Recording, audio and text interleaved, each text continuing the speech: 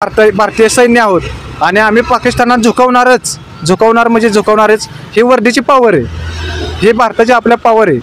त्यामुळे आम्ही त्या पाकिस्तानला झुकवणार म्हणजे झुकवणारच.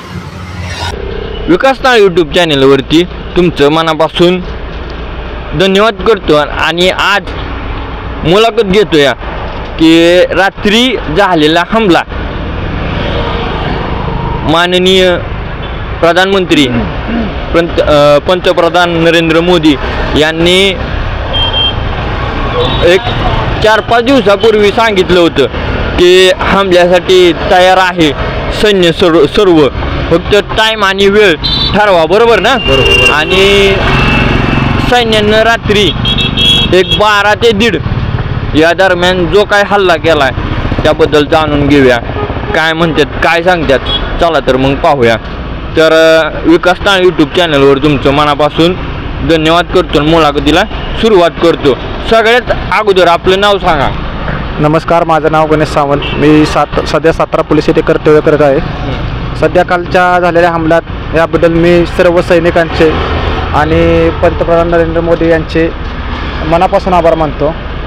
त्यांनी ज्या घटनेचा लगेचच सडेतोड उत्तर दिलं त्याबद्दल मी त्यांचे मनापासून आभार मानतो. भारतीय सैन्य दलात हे कोणी कमी नाही आणि आपले देशाचे पंतप्रधान नरेंद्र मोदी हेही कशात कमी नाहीत. हे आज भारताने बघितलेलंच असेल.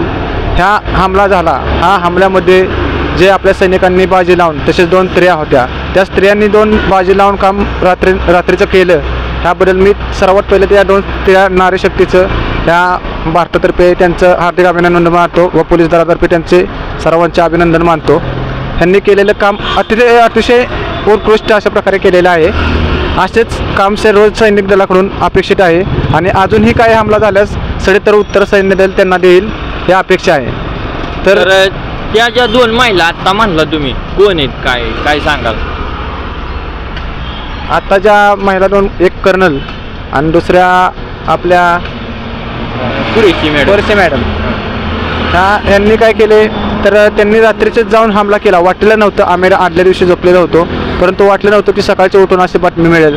परंतु खरोखरच जोग झाल्याप्रमाणे सकाळची बातमी अतिशय उत्कृष्ट अशी बघायला मिळाली आणि एवढा आनंद झाला की आपल्या केलेल्या हल्ल्यामध्ये आपले एक जवान, नेव्हीचा जवान, तसेच काही निष्पाप लोक त्या हमल्यामध्ये मृत्युमुखी पडलेले, त्यांनी निष्पापी लोकांनाही त्या गोळीबारात मारलेलं होतं.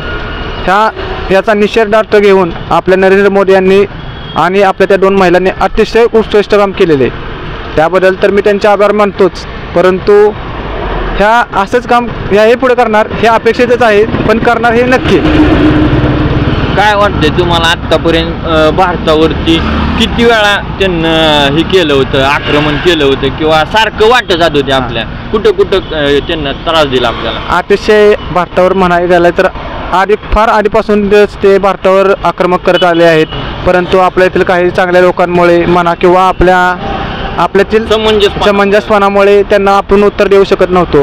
पण ज्यांनी जे कृत्य ह्या वर्षी केलेलं, भयानक केलेलं होतं, जे त्या हल्ल्यात निष्पाप लोकांना मारलेलं होतं, एक नेव्हीचा पण जवान आपला गेलेला होता, ह्या जवानांना आपण त्यांना सडेतोड उत्तर देणं हे गरजेचंच होतं.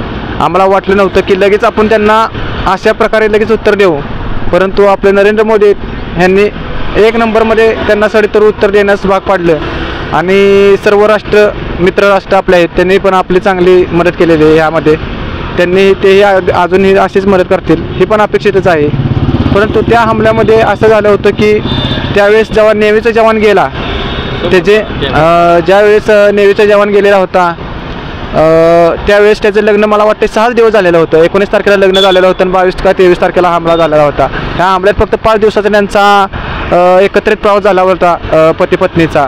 त्यामध्ये त्या पत्नीने एवढा हंबरडा फोडलेला होता आणि काही लोकांना त्यांनी धर्म विचारून मारलेलं होतं. परंतु धर्म सांगून हे काम केलं, हे 1 नंबर काम केलं. आनंद आहे आणि असेच इथून पुढेही नरेंद्र मोदी आणि आमची सहकारी टीम, पोलीस खाते, तसेच भारतीय सैनिक असेच काम करत राहतील हे सांगू इच्छितो. जय हिंद, जय महाराष्ट्र.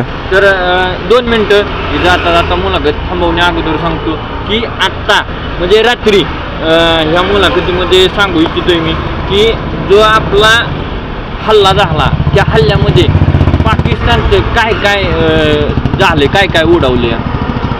तसं म्हणायला गेलं तर आपल्या लोकांनी त्या पाकिस्तानचे नक्षलवादी ट्रेनिंग सेंटर तसेच उडाऊ विमानं असतात त्यांचं ट्रेनिंग सेंटर उद्ध्वस्त केलेलं आहे. तसेच दहशतवाद्यांचे जे जे ठिकाणे आहेत 9 ठिकाणे ते टार्गेट करून ते उद्ध्वस्त केलेले आहेत. त्यामुळे 2 महिलांचे एवढे मनापासून आभार मानतो की त्या 2 महिलांनी एवढे म्हणजे प्रामाणिकपणे काम केलंच, पण एवढं कर्तव्यदक्ष आणि धाडशीपणा दाखवून त्यांनी अतिशय उत्कृष्टपणे काम केलेले आहे. असे महिला 2 मी आत्ता पहिल्यांदाच बघितले असतील की एवढ्या 8-30 किलोमीटरपर्यंत आत घुसून एवढं सगळं बनवणं म्हणा एवढं सोपं नाही आहे.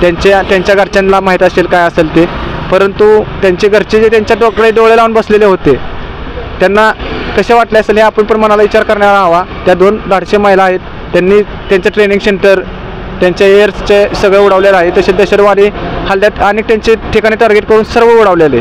त्याबद्दल त्यांचा एकदम मनापासून आम्ही सर्व पोलीस खातं मनापासून आभारी आहे. त्यांनी भारताला न्याय मिळवून दिला, तसेच आपल्या जवानांना न्याय मिळवून दिला, ह्याबद्दल त्यांचे धन्यवाद.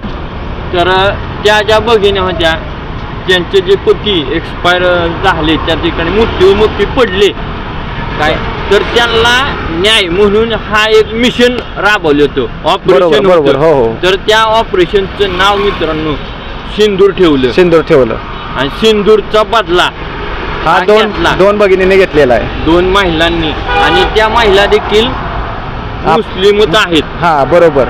तर मित्रांनो ही व्हिडिओ होता आपल्या विकास काळे यूट्यूब चॅनलवरती.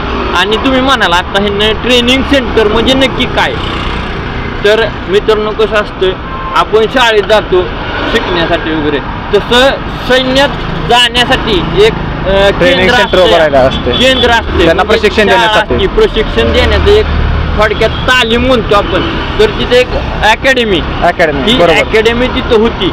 बरोबर. तर त्या अकॅडमीमध्ये का नाही तो अजमल कसाब आपल्याला 26/11 मध्ये सापडलेला. बरोबर. तर तो तिथं ट्रेनिंग देत होता आणि त्या ट्रेनिंग कम्प्लीट करून अतिशय ट्रेन होऊन त्यानं आपल्यावरती तो 26/11 हल्ला बरोबर केला. हो नक्की.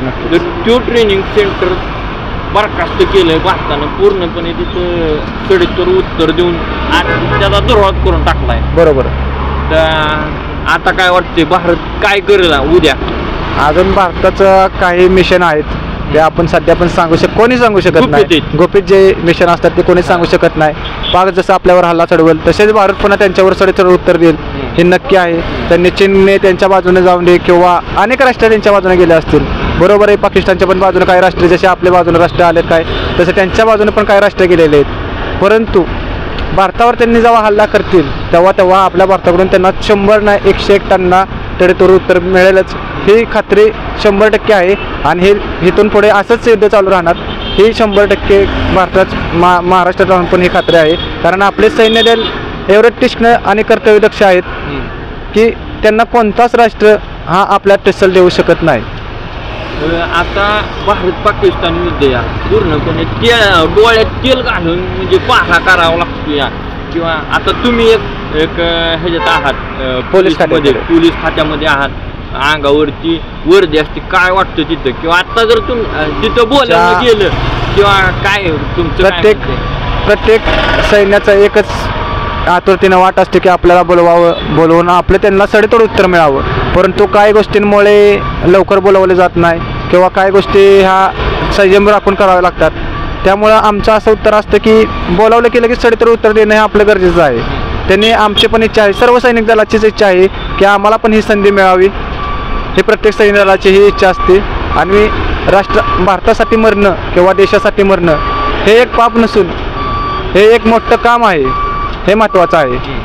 आपले पण आपल्या सर्व जवान आत्ता माघारी बोलावले. परवा दिवशी एखाद्या जवानाचं लग्न झालं आणि त्याच्यात लगेच दुसऱ्या दिवशी लगेच त्याला कर्तव्यावर बोलावलं. त्याच्या एक व्हायरल व्हिडिओ झालेला होता. त्यामध्ये असं दिसून आलं की आपले जवान आपल्या देशासाठी काय काय करतात हे आपल्या देशाला कळणं हे महत्त्वाचंच आहे. देशापेक्षा जास्त त्यांना काही प्रिय नाहीये, काहीच प्रिय नाही ना आपलं घरदार ना काय. कारण ते आपल्या देशासाठी जेव्हा जातात तेव्हा ते घरादाराचा विचार करत नाहीत, तर मित्रांनो ते आपल्या देशाचा विचार करत असतात. असे जवान असतील आपल्या गावामध्ये, शहरामध्ये, जिल्ह्यामध्ये, तालुक्यामध्ये, तेव्हा मित्रांनो त्यांचा आदर करा, सन्मान करा. काय वाटलं त्यांना तुम्ही आणखीन कशा प्रकारे सहकार्य करता येईल ते देखील करण्याचा प्रयत्न करा. एक सांगायची गोष्ट झाली तर सर्व लोकांनी जवानांना सहकार्य केलंच पाहिजे, पण त्यांचा इकडे सुट्टीवर आल्यावर पण आदर केला पाहिजे. सर्व सैनिकांचा, महाराष्ट्र पोलीस असो, CRSF असो, BSF असो किंवा आर्मी असो, ह्या सर्व जवानांचा सर्वांनी आदर केला पाहिजे. कारण ते आपले घरदार सोडून वगैरे आपल्यासाठी अहोरात्र काम करत असतात आणि ह्या सर्व जवानांचा ह्यांनी लोकांनी आदर केलाच पाहिजे, हे माझं म्हणणे आहे. तर ही मुलाखत होती आपल्या विकास नाळे यूट्यूब चॅनलवरती घेण्यात आलेली. रात्री झालेला हमला 12 ते 1:30 पर्यंत असा हमला झाला. महिलांनी त्या उत्तर दिलं चांगलं, पूर्णपणे ते बरखास्त देखील केलं. तर तुमचं जाता जाता ही मुलाखत संपण्या अगोदर त्यांचं नाव विचारूया आणि मुलाखत संपली असं जाहीर करूया. नमस्कार, माझं नाव आहे गणेश सावंत. मी सध्या राहणार लिंब. आता मी सध्या कराड सिटी पोलीस स्टेशन येथे कर्तव्य करत आहे. सातारा पोलीसमध्ये मी 2021ला लागलेलो आहे. एक सैनिक म्हणून, भारताचा एक सैनिक म्हणून मी सांगू इच्छितो की सर्वांनी भारताच्या सैनिकांचा आदर करावा. ते कधी घरी येतात, पण ते गेल्यानंतर ते माघार येतील की नाही याची गॅरंटी नसते. त्यामुळे इथं आल्यावर सर्वांनी आपल्या सैन्य दलाचा आदर करावा ही विनंती. जय हिंद, जय महाराष्ट्र. धन्यवाद. तुमचं देखील मनापासून आभार. आपल्या चॅनेलला मुलाखत दिली, मनापासून आभार मानतो आणि या ठिकाणी थांबतो. जर आपण या चॅनेलला नवीन असाल, एकदा लाईक करा, शेअर करा आणि सबस्क्राईब करायला मात्र विसरू नका. धन्यवाद. शेर है इंडिया के और पाकिस्तान को उनके औकात दिखाई ही रहेंगे, दिखाते ही रहेंगे.